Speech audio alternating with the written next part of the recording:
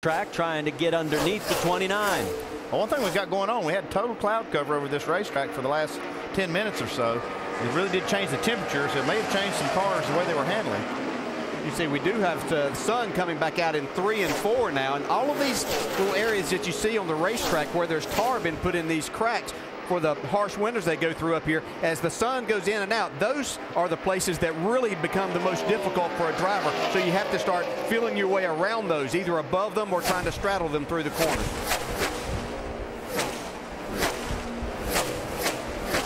There you saw Jeff Burton flash by. Burton shown right now in 10th. Yeah, Let's check in on Gordon, because here he comes trying to punch his way into the top 10. Burton's going the wrong way here. He's lost a couple spots, and Gordon's just really on the move. Well, you just heard Burton have to breathe the throttle. Yeah, he was trying to keep it wide open. You come off turn 2 and it flattens out so much right there. Sometimes you have to crack the throttle. You see Jeff Burton's probably just going to let Gordon go right now, see if he can work on his car and get it a little bit better. But Gordon is really moving through the field right now. Well, and now you mentioned the sun. It is now out almost everywhere except through part of 1 and 2 where it's still shade. It'll be interesting to see how some of these cars now react.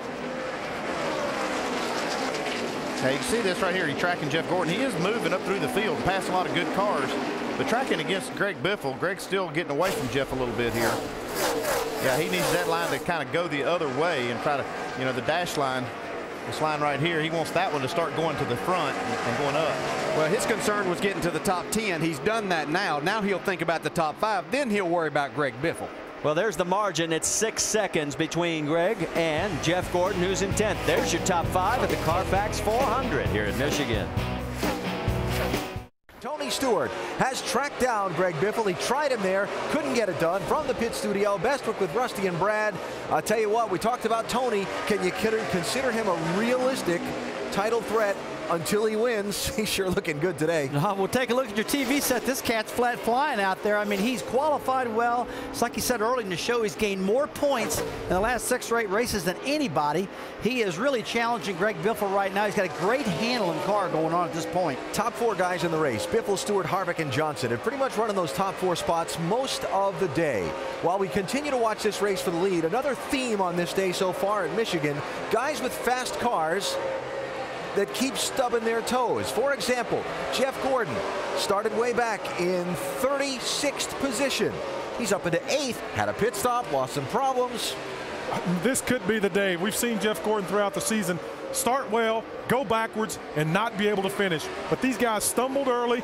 Now they're starting to march their way up through the field after a tough pit stop earlier on where they were a little bit slow. Jeff Gordon might be putting himself in position for a great finish. And as you see, Tony Stewart has taken the lead away from Greg Biffle. Somebody else who's shadowed Gordon all the way up through the field, in fact, was ahead of him for a little bit, Denny Hamlin. Oh, yeah, Denny Hamlin continues to work on his car throughout the day. He's got himself all the way up to the 10th position right now. He didn't qualify well, start way in the pack, but he has drove this FedEx Toyota straight up to the front, and he's working on it, continuing to give feedback to his pit crew about what he needs to make his car better and better, and right now it's paying off for him. There's the scoring serial on Denny Hamlin from 33rd starting spot into the top 10.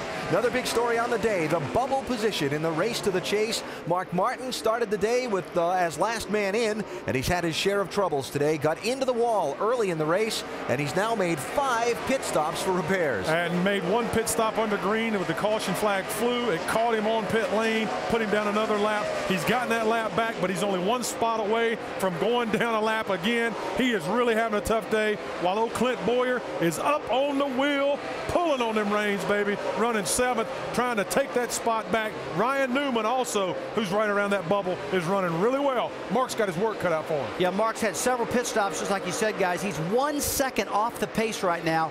Car's running crazy slow, and Boyer, like you said, Brad's on the gas. On the game. All right, those are some of the headline stories in the race so far. Let's get you into some more specific stories as we go up to speed, starting with the race leader and Dr. Jerry Punch.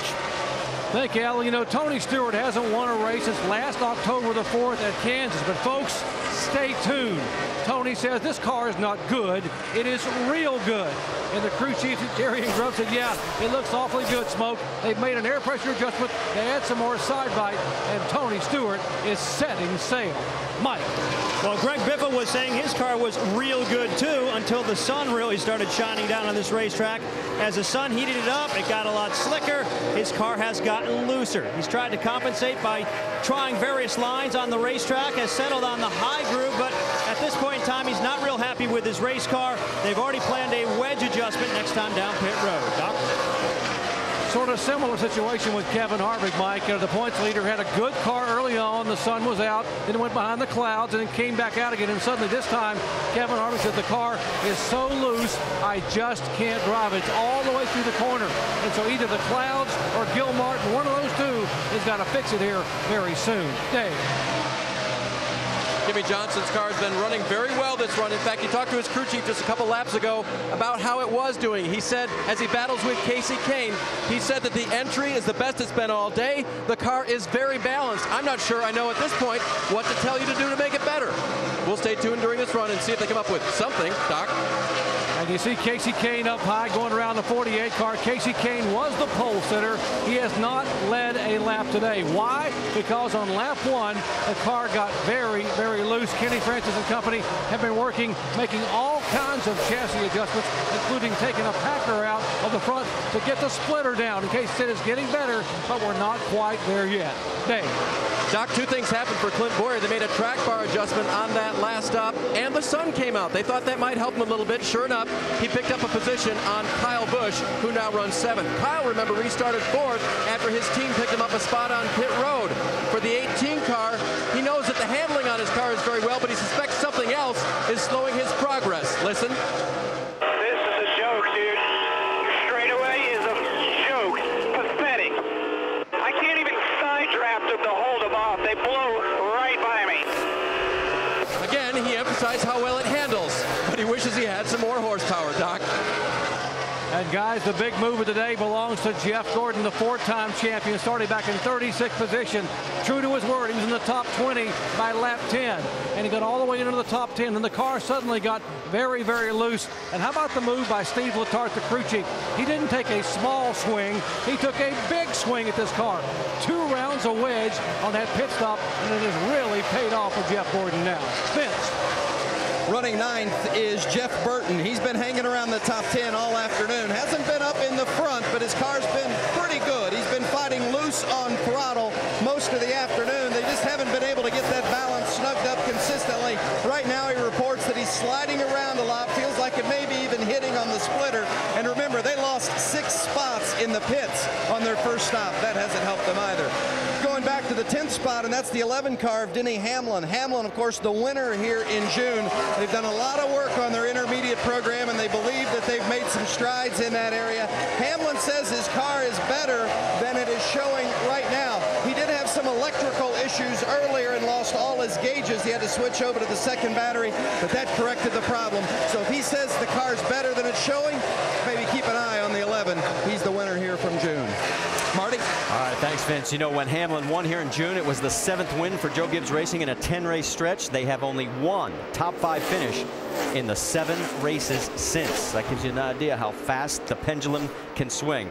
You saw Kevin Harvick make the move on Biffle, so put Harvick up to 2nd, Biffle back to 3rd. And we've had a total of 5 different leaders now, 8 lead changes. And we can tell you also there are 5 cars out of this race. Landon Castle has just pulled it back off the track, and P.J. Jones has also now just been declared officially out of this race. Well, back here at Michigan for the Carfax 400, where race leader Tony Stewart leads by 9/10 of a second. Let's talk about the AT&T Fastest Pit Crew of the Year award. The fastest pit crew is determined by the winner of each race. The fastest pit time and your vote. Be sure to text the car number to 2258 for your pit crew choice. And I'll tell you, you'd have to probably give Kyle Busch's crew the nod. You were noticing his pit stop times have been just phenomenal. Yeah, that crew's made 3 pit stops, 12.1, 12.1, and 12.2. So what happened on that last one? Hey, no, actually that was a 12.1. The 12.2 was the first stop. Oh, look at this. This is your battle for the top spot. You've got Stewart, Harvick, and Biffle, and then a little bit further back is Clint Boyer running in 4th. And there is Kyle Busch. Now his pit crew has really kept him in this race. He came in 9th. And he's now 7th. And remember that he and Jimmie Johnson pitted together, and you're saying, well, where's Jimmie? He is much further back in 11th position. And this is what can happen on a bad pit stop. Had a hiccup on the right front of the 48. See right there on the right